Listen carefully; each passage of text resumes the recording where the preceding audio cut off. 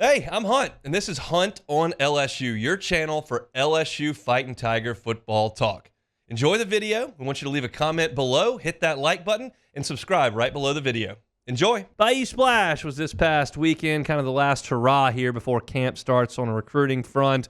Dead period cranking up here, so lots of news over the weekend. To get to all of it, Sonny Shipp, Go 24/7, joins us now on the Jim's Firearms Hotline. Sonny, the weather wasn't awesome on Saturday. Did that compromise the ability to splash?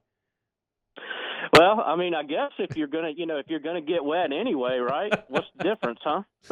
Exactly. I think it was a success based on some of the things that I have read.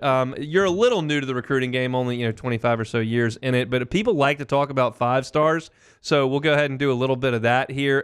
Jonah Williams and Jaime Ffrench were kind of the headliners as far as uncommitted players that LSU was very much in the mix for entering this Bayou Splash. What can you tell us about those two guys and kind of their whereabouts over the last week?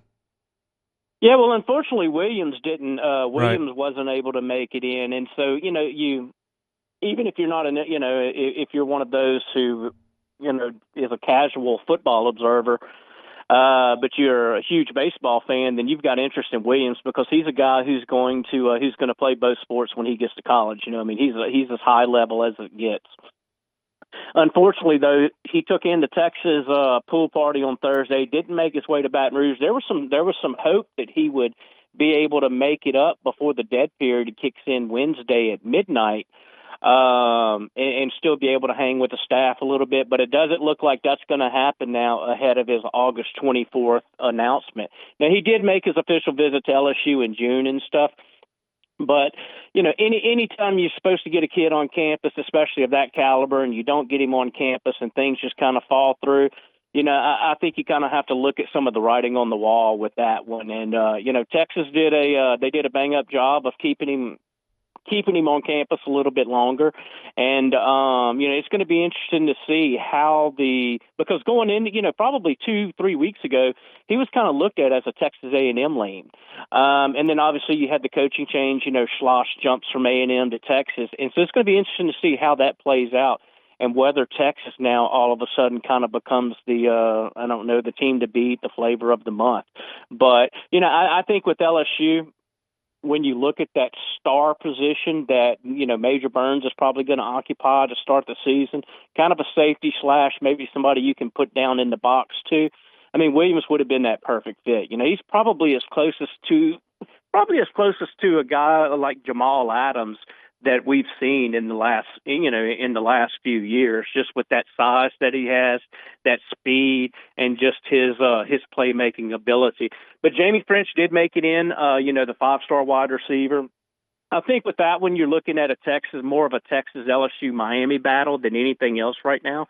He left the Splash, did go down to Miami, and he's also supposed to commit late in August, and so. That's another one I think, that you and I think when we talked about 2 months ago, maybe 3 months ago, we were talking about all the 5-star receivers that LSU was in on. You had DeCorian Moore, you had Khalid Lockett, you had Jaime Ffrench. Well, I think Ffrench is probably the last one of that group that LSU still has a shot with.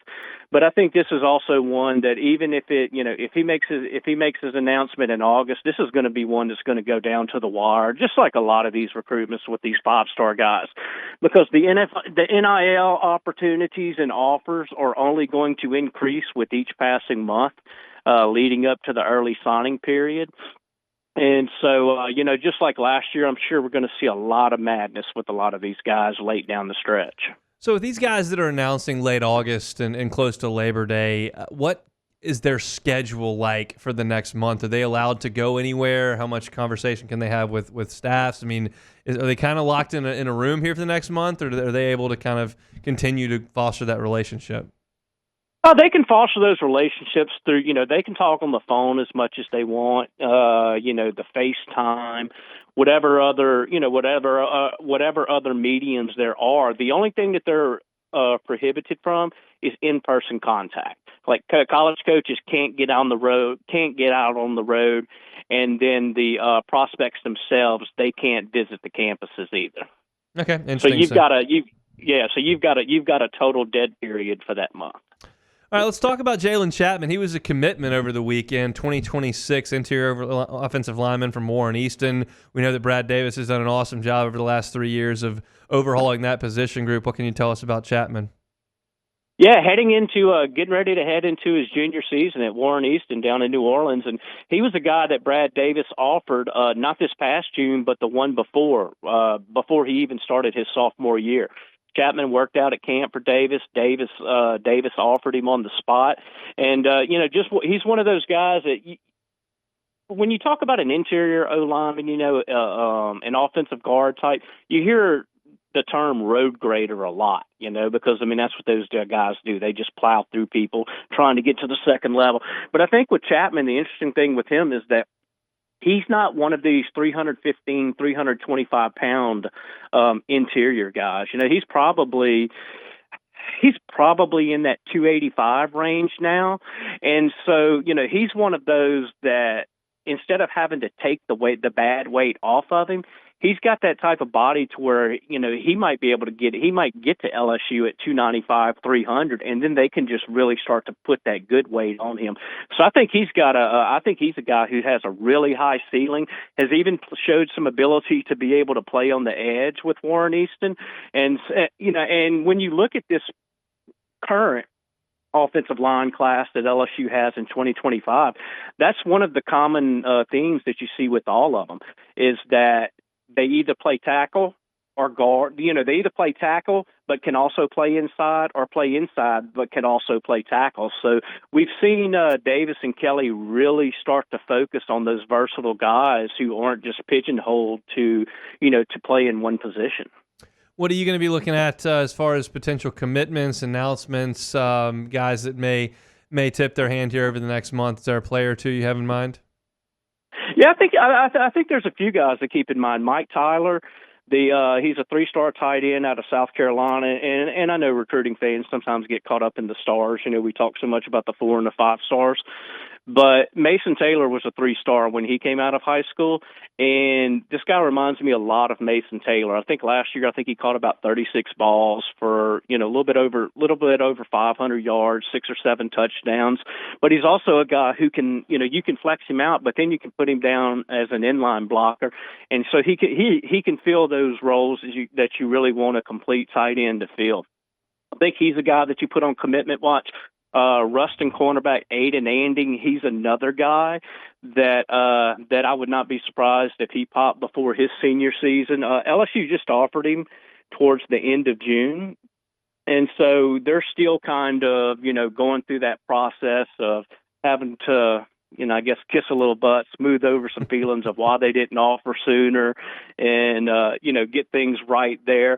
And then also Philip Wright, the Michigan commit who from out of Destrehan, he just committed to Michigan a couple of weeks ago.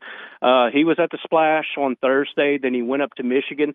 I think that's another case to where when we saw LSU put so much focus and emphasis on Khaleke Lockett, DeCorian Moore, Jaime Ffrench, and some other guys, Philip Wright probably felt that he wasn't prioritized as much as he should.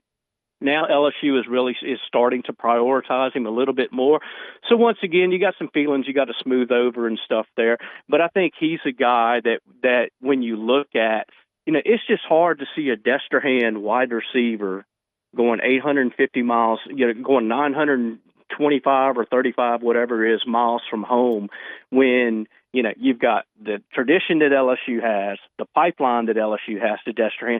There's just so many variables in play that Michigan is going to have to overcome when it gets really close to reality of him signing. That I think it's going to be tough for him to not. I think it's going to be tough for him to end up at Michigan and not end up at LSU. So those are 3 guys right there.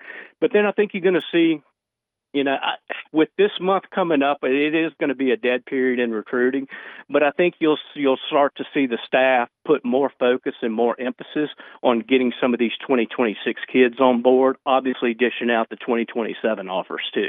If you're looking for recruiting coverage and team coverage as well, head over to Go 24/7. Glenn West will be with us tomorrow. Sonny Shipp, good enough to give us a little bit of time today. Have a great week, Sonny. Thanks, man. Appreciate it, brother. Have a good one. Sure will. He is Sonny Shipp. We're talking about Destrehan, Michigan commit. Probably not going to go that far from home. Brings back Jai Eugene memories from my college days. Now Jai Eugene's kid is is in high school. So that's kind of that makes me feel a little bit old, quite frankly. But that's kind of the way that feels. So interesting stuff there from Sonny Shipp. If you're looking for recruiting coverage, you can check it over there at Go 24/7.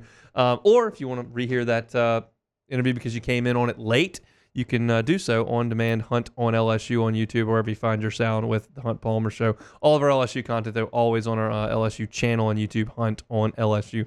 Hey, thanks for watching Hunt on LSU. Before you get out of here, do us a couple of favors. Hit that like button, leave your comments below, and subscribe to the channel for all your Fighting Tiger football talk. See you next time.